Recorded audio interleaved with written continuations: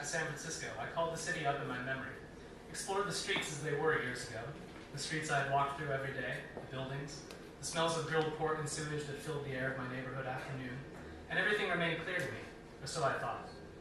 I was going to say, I remember it like I left town yesterday, that ridiculous cliche. Ridiculous because yesterday is rarely so distinct. It takes an effort to remember yesterday, even the simplest facts, like what you had for breakfast, never mind the dreams you half remember upon waking, confused impressions of desires and fears already half forgotten, scrambled with the arrival of morning light and dispersed once more into the darkness.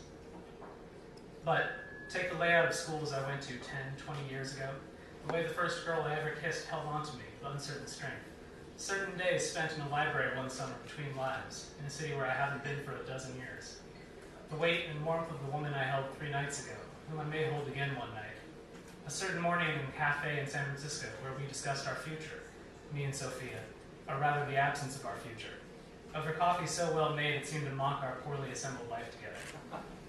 These things I remember, not as if they happened yesterday, but as if they never stopped happening. And I remember everything about Sophia with that kind of clarity, or so I think. It's easy to forget almost everything about a woman who has only shared your bed, but it's difficult to forget much about a woman who has shared your life. Here's one of the moments I remember that way. We were in Dolores Park at a picnic, all day in the sun, the late summer, the early fall, just when it's starting to warm up in the city. People all around us are breaking up, but we're just getting together, me and Sophia. We weren't invited as a couple because we weren't one yet, but I'd known her long enough to fall in love, at least with the idea of her, enough to be unable to stop thinking about her face. And we'd spent the night together once, and it would happen again. But our friends didn't know, and we arrived separately that day as we would leave together, each of us a surprise to the other. When I arrived, she was looking out at the bridge, and I sat down just behind her. She hadn't noticed my approach, and I contemplated the bridge alongside her a moment before saying hello, and she turned and said my name and laughed. We were sitting on the blanket together then as beer was passed around and passed around again, and somebody brought a jug of sangria, and that got offered around too. A guy I didn't know and she didn't know, somebody's friend, was talking about starting a new life on the other coast, just as I would, not much later. I didn't introduce myself because I'd never meet him again. It was impossible to know what he was looking at behind those aviator glasses. He was looking at anybody. He was looking at his own bright future. I asked Sophia if she wanted another beer. She thought about it and said, no thanks. But I took one, my third, and she lay down on the blanket on her side, facing me, and I drank sitting up, half listening to the guy with the glasses and half thinking about Sophia, whose dark hair lay near my hand, which I didn't look at because I was looking at the bridge. When I had enough beer to give me courage, I moved my hand a short distance and stroked her hair. She reached up and took hold of my hand. After a moment, I lay down next to her, facing her. She looked into my eyes, not questioning or searching, just gazing, and I returned her gaze, and then she said my name, and I said, what? And she said, I have to pee. I think in that laughter we became a couple. Remembering a person is like remembering the streets you walked through every day when you shared your life with her. You remember what the streets were like, but you only remember certain places with anything like clarity. You remember, too, what she was like, what mornings were like with her, for example, but very few specific mornings. That's why I came back, to walk the actual streets once more, maybe recall more of my life with her. So I returned to the cafe, where we discussed the absence of any future together. From that moment forward, we would share only a past. From that bright morning in October, 2 years after it began.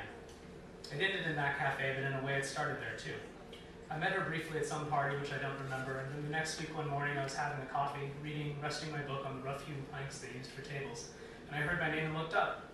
There she was, the petite, dark-haired woman I had met, smiling at me. We said hello. She was there to meet a friend. She was wearing a white dress because it was a warm September day, and she said, mind if I sit with you? I couldn't remember her name. We chatted a while before her name came back to me, and her friend took a while to show up, a tall guy. And after a while, I realized we were hitting it off. We should see each other again. I told her about a show I was going to. Maybe I would see her there. Afterwards, I went home and looked her up on Facebook. There she was. Mutual friends, friend request sent. Nice chatting with you today. She approved it a day later, maybe 2, and I sent her an invitation and then went browsing through her photos. It might have been when I began to fall in love with her. Looking at those photos from when she was younger. Not more beautiful, but leaner. More self-consciously intense. With a hunger in her eyes common in the photos people take of themselves. A lonely, hungry look that says, I am young, I am beautiful, I am wise and smart. I want you to be part of my life. And just below the photo, she's made it clear she's interested in men and in dating. That's enough, isn't it? To begin to be haunted by a woman? An image like that, the notion she is looking at you, if you were the one she wants in her life. Before that moment, I barely could recall her name, but after, the whole idea of her was charged with romance. Towards the end, almost 2 years later, we were having an argument punctuated by long periods of silence, and by kind gestures, attempts to make up that were misunderstood, and became cause for further argument. We arrived at the coast and went to a cafe where, eager to get a moment alone before we walked on the beach, a cold and bright blue day without wind, I went into the restroom and stood behind the locked door for a few moments of silence. Dissatisfied with what I found in Sophia, I had been seeing another woman, and when I glanced at my phone, I found an email from her, a lovely note that meant everything to me that sour morning. She knew about my troubles with Sophia. She knew about the troubles I've been having at work that would, in the end, prompt me to leave both women in the city for a job in Boston.